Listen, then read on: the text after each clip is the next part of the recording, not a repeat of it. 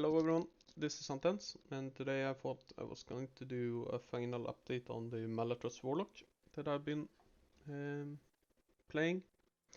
The one I killed Uber with, which I think was the first Warlock Uber killer, which was cool. Just like a day or 2 days after, Dirtbag, who's also playing a version of this build, killed it as well, so that was super awesome to see. But yeah, let's jump straight into it. So let's start with the skills. First of all, Chthonic Fissure is the star of the show. With the Malatros sword, it now brings out whips instead of spirits. Which means that nodes that affect spirits doesn't work for Malatros, as you can see. However, all the damage nodes for the fissure in itself works. So this node gives us more damage, this node does give us flat spell damage per ignite chance, which means we're stacking ignite. And the spirit frequency also works, because even though it says it affects spirits, we are releasing whips instead of spirits, so the frequency still works, more or less. There is nothing crazy about this tree. We do double fissure, spirit frequency. I have opted to go into increased ailment duration for bleed, poison, ignite. It doesn't really do much, but it's something, at least. But the most important part of this tree, in order to make this build function at all, is the acid skin nodes. So if you didn't know, the acid skin is a curse that gives us a flat 20% chance, or rather it gives the enemy a flat 20% chance to be critically struck. As well as the Acid Bane node, which increases this bonus by 1% per 10% increased poison damage. Now, interestingly, why this works is because with the Lich node that converts Health Leech into generic damage, as well as the massive amounts of generic damage that exists in Lich and Acolyte, we can get a lot of increased poison damage from the generic increased poison damage, which means we are crit capped. Now normally you would need 750, because the acid skin has a base of 20, you get 1% per 10%, which means 750 would bring us up to 95%, and then the skill would have its own 5% base, which would add up to 100% to crit cap. For us, we need 800%, and I'll talk a bit about why later on when it comes to gearing. But this is the Fissure tree. Then we have Profane Veil. Profane Veil is your damage boost. It's like a damage steroid, but it's also a super good defensive tool. So it's kind of interesting, because you both want to use it to get more damage, but you also want to use it to dodge skills, because when you're in it, you dodge skills. How this tree is supposed to look like, there are several variations. I've opted to go for some profane orbs. So if you didn't know, with this spec, and that was the wrong. You can see these orbs coming out of the Profane Veil, and they hit for a decent amount of damage. Nothing crazy, but it's a bit more damage. You can skip out on these nodes and go for stuff like ward gain on dodge per dex, and maybe you stack even more dex than we have, or whatever. But I mean, there aren't that many good nodes. You could make it do more ignites, I guess. But yeah. So something like this. I do like the slow chance for the rare occasions that I map with this build, although I almost never do. But then we also have 2 points into Stream of Profanity, which makes it so that if we use it, and then if we use 4 curses, you can see that the cooldown is reduced. Even though you could technically get more points in this, the effect, it gets lessened, right, for every time you use it, because it's 13% of the remaining cooldown. So the first couple of casts, is really effective, and then the effect diminishes.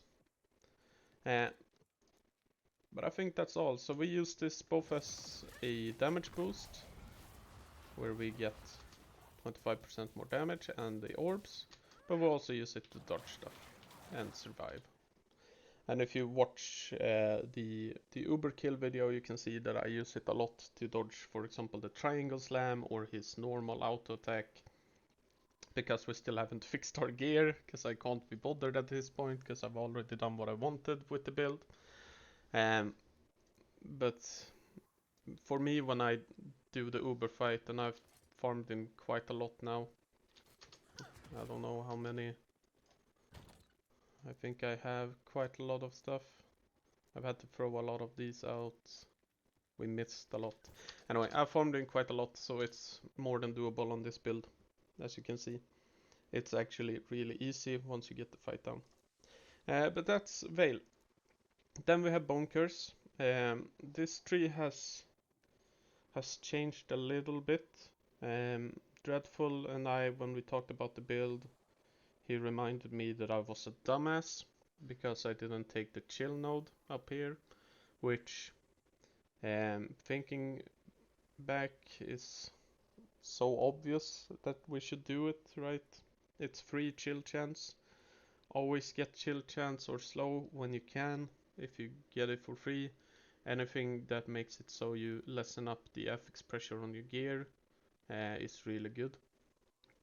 But yeah, other than that, we have it so it recasts. So if I cast it and then when our spell hits, you will see that it casts every now and then. This is mainly for mapping, but it also is kind of good against bosses, because we do get the free reapplication of for example, acid skin and stuff.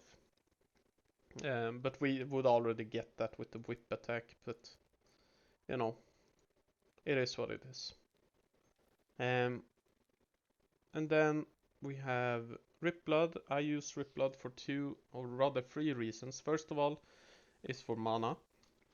So I've opted to not go for any sort of mana regeneration outside of Rip Blood, and if I spam a couple of spells, you'll see that my mana regenerates quite fast even when I do the rotation, right?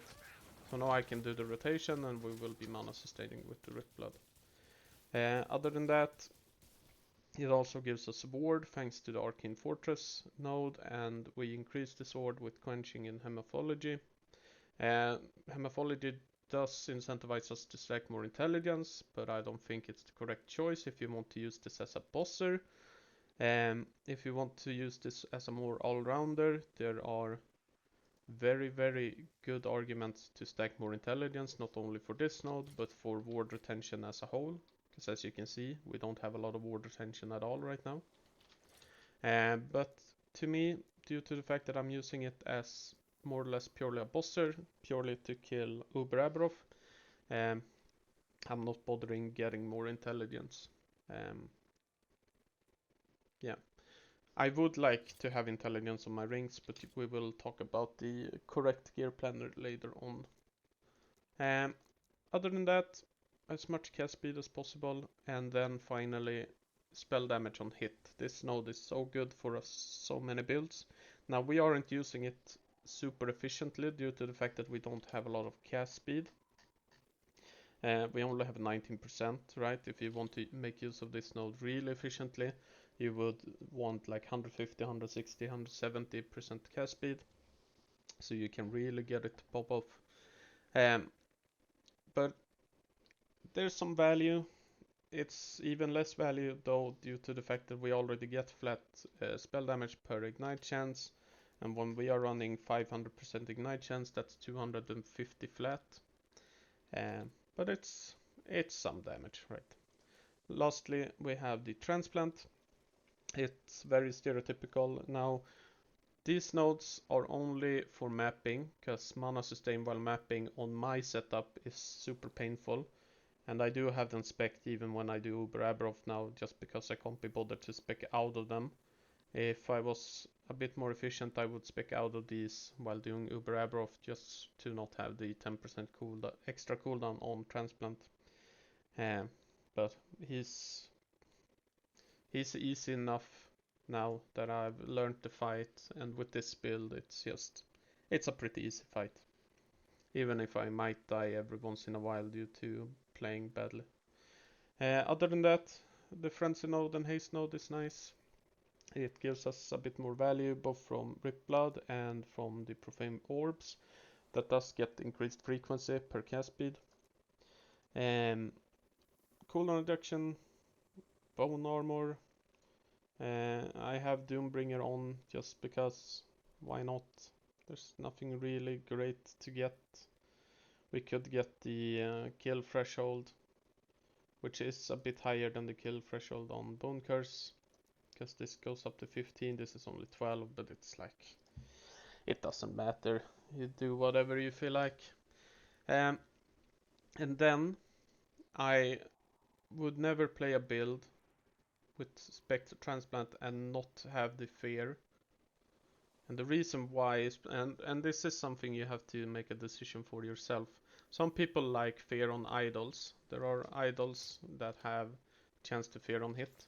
I dislike them heavily because I can't control when I fear stuff. I really enjoy the fact that I can choose when I fear stuff by using Transplant. And so that's why I use these nodes. An example of this is on Uber Aberoth. You can choose to save your Transplant fear until the last phase to make it even easier. And that's usually what I do now. So I try to not Transplant on him until the last phase. And then I get a couple of more seconds during the last phase, which can be a bit chaotic and hectic to do more damage, right? And so that's the skills. Now, instead of talking about my gear in game, because it's still scuffed, I'm going to bring out a planner that we're going to be talking about the gear. And more or less, it's quite similar, but there are still a couple of things that I don't have on my character now, right?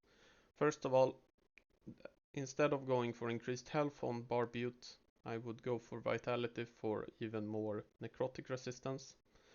On the Pearls of the Swine, I would rather go for T7 Ignite rather than T7 Necrotic Res. So on my current gear, I would switch this around because Ignite is still the largest multiplier of your damage. Because it gives you flat, right? So this one affix can give you up to 38 flat damage, and with a 300% damage effectiveness on the spell, it's really, really potent. Exsanguinous, same thing as with the Barbute. Instead of increased health, we would go for Vitality. On the Spinal Malatros, the only thing I would change is try to get a free LP. In MG, you can get a free LP pretty easy. Might be difficult to get the good roll. The most important roll to get is this. The critical strike multiplier per 10 necrotic res. This is a huge difference between 6 and 9%. This is the most important one, right? But then you still want enough levels to make everything fit into the skills, and it's just nice to have extra skill points. For example, in Bone Curse and stuff, right? The belt, my belt sucks, but yeah. Hybrid health, necrotic res. I have throwing damage on mine at the moment in game because I just couldn't be bothered to wait. I've had really bad luck with belts, but something like this, it's just a great belt, and it makes us able to use potions, which is really nice because cleansing on potion use is a huge affix, and I would never play the game without cleanse on belt. And you shouldn't either, and you should learn to use it. Because when you get good at using that, you can, for example, get less poison resistance and just use your potion in a good way to mitigate poison damage. For our rings, I don't know why I have this sealed. for our rings, instead of some random fourth prefix or second prefix, I would actually go for intelligence here, just to get a bit more ward retention. Even though I'm not a fan of stacking intelligence on this build, if you want to use it as a pure bosser, it's still the most value you can get. Another option you can do, if you feel like you're lacking increased poison damage to crit cap, you can get the T5 poison damage just to get your acid skin to crit cap. But you can also do something akin to snapshotting Aura of Decay with the increased poison damage while Aura of Decay is active. I don't like doing it because I'm a pretty big opponent to snapshotting, but I should probably do it just to make EHG even more stressed to fix it. But yeah, that's an option. It's a bit annoying because you have to switch out your idols, put in the increased poison damage while Aura Decay is active, and then switch back. But whatever. Second ring is the same. The important part of these rings is that you get double res. So you get both necrotic res and you get... I have opted to do void res and physical res. And the reason for that is because our Stout Weaver idols that has our ignite chance, this should also be ignite chance and not fire pen. Technically, we'll talk a bit more about that later. But the fact is that our Stout Weaver idols can get cold res, elemental res, fire res, lightning res, but they can't get void res or physical res. Now, if you instead went with the 1x3 that, for example, Lizard is talking about, and I think Dirtbag is also running a couple of them, you can get void res, physical res on them, and you can also get them enchanted with more res. So this setup is making your gearing a bit more tough, but instead we get more damage and we get more stun chance. After... Did I have it? Right, so this is also something you can do, and I've tried this now, and I didn't feel a big difference. But it's that you can go shock on hit. And so what shock chance does is that it gives the opponent an increased chance to be stunned for every stack, and it has a max stacks of 10, and it has 20% increased chance to be stunned. Now, I'm not sure if something is bugging out, or if there's some sort of cap or diminished returns on stun chance, but when I used this, I couldn't really feel a difference on Uber Aberov in terms of getting stunned. I would have to try it a bit more and record a couple of kills to truly see it. But theoretically, this is the best one. I don't have a problem killing Uber Aberov, so I go with Ignite Chance. The rest of the bosses in the game are getting perma-stunned anyway, so it doesn't matter. And if it doesn't make a big enough difference on Uber Aberov, then I don't truly see the worth of it. Maybe someone min-maxes this build fully and it turns out that we can perma-stun Uber Aberov with the shock chance, then it's the way to go. But until I see that, and I'm not going to min-max this to that point because I don't know, I'm done with the build pretty much. So until then, I'm just going to go with the Ignite on hit. Then for our gloves, Hand of Judgment is Biz. To me, there's no discussion. Two reasons. First of all, and most importantly, it gives fire pen. Especially if you don't have a free LP Malatros, which can be quite hard to find. It's not that rare. Like, if you wanted it, you can go and get it. It's going to take a bit. In MG, you just go and buy it. But for me, I don't know. I can't be bothered. I can't be arsed. I don't have any more challenges for this build to get stronger for. So then it becomes super valuable, this fire pen, right? It's still super valuable even with fire pen on your sword as well. But it also gives us Voidress, which is one of the affixes that, or one of the resistances that we will be having a hard time getting because we more or less are forced into ignite on hit for our blessing, because this is up to 50 flat damage, right? You can't say no to that. This blessing in and of itself is almost entirely, um, it's like 75% of the Spinal Malatos spell damage, right? So Voidress is hard to get. Hand of Judgment fits like a glove, you could say. Um, on this, I've opted for T7 melee damage leech itself and T5 current health lost per second. I don't have these gloves right now in online because I just cannot get the runic prison echo to drop. I think I've killed like 200 mages and I haven't gotten it to drop yet. So I don't know if my character is bugged or something, or if I'm just that unlucky. But yeah, you would get T7 melee damage leeches health, T5 current health loss per second, T5 necrotic res. For a more defensive setup, you would do it like this, and you would gain a lot more board. For me, because I'm only out to kill Uber Abrov, this is better. Um, to be fair, if I'm killing it without it now, right? What I have instead of this is just like a T5 intelligence, and I'm killing Uber Abrov without a problem.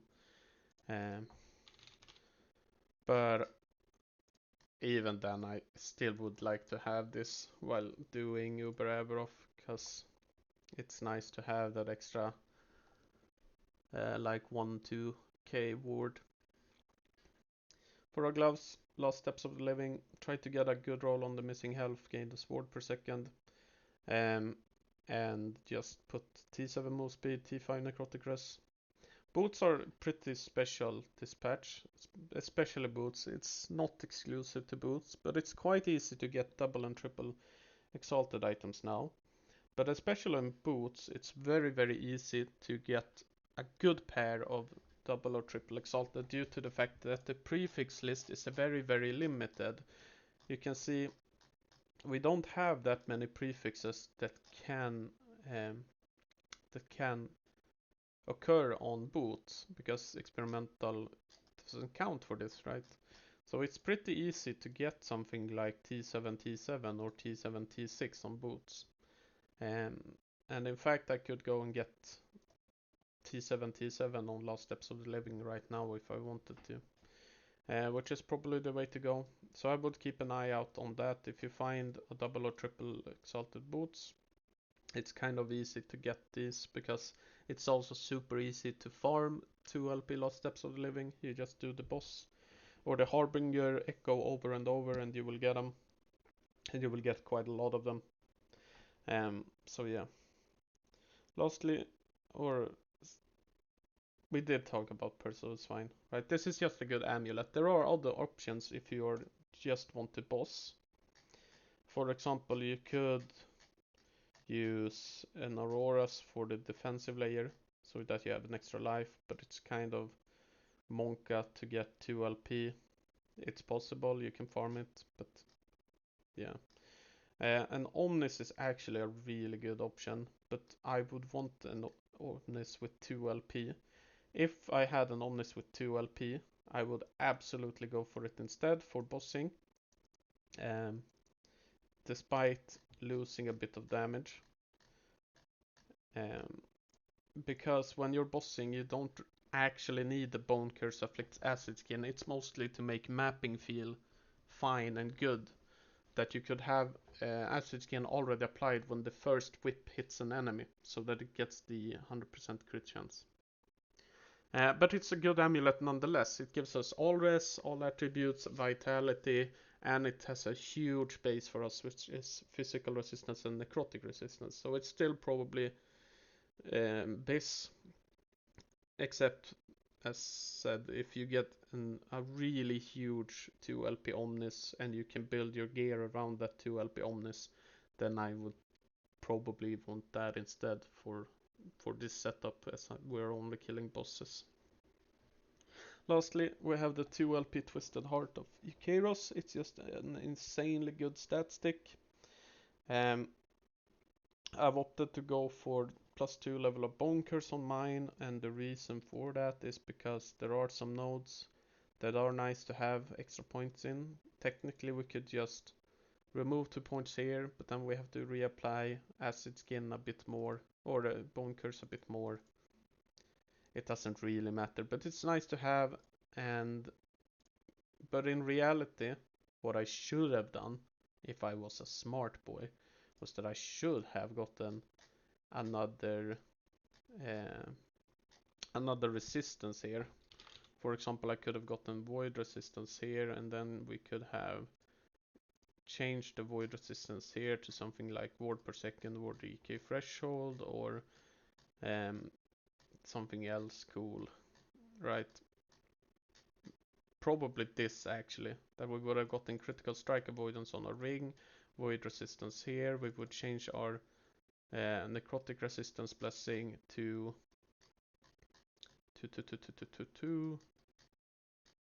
am I crazy? To critical strike avoidance, right? We would lose a bit of damage, but now we're crit avoidance kept. And so this is probably the way to go if you want a more all-rounder build. I don't care about getting crit.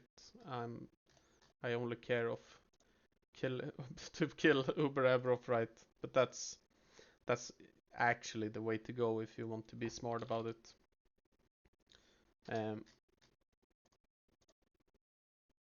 So yeah, and I think that's let's talk about the blessings of it. So as we talked about, chance to apply ignite on hit, super strong, up to 50 flat damage. Then we have lightning resistance. I just take this to lessen affix pressure a bit. If you choose to not use the set affix here, you can use something else that makes it easier. But you know, you could also change the base of this ring to sack some damage to, you know, have an easier time with resistances. But I opt for this. You could have also gotten shock chance here and tried to fix lightning rest in other ways instead of getting shock chance on an idol if you do want to go that route. Other interesting things is like stun chance, but this is pretty bad because we already have so much stun chance from the ignite. Then I opt to go for necrotic res.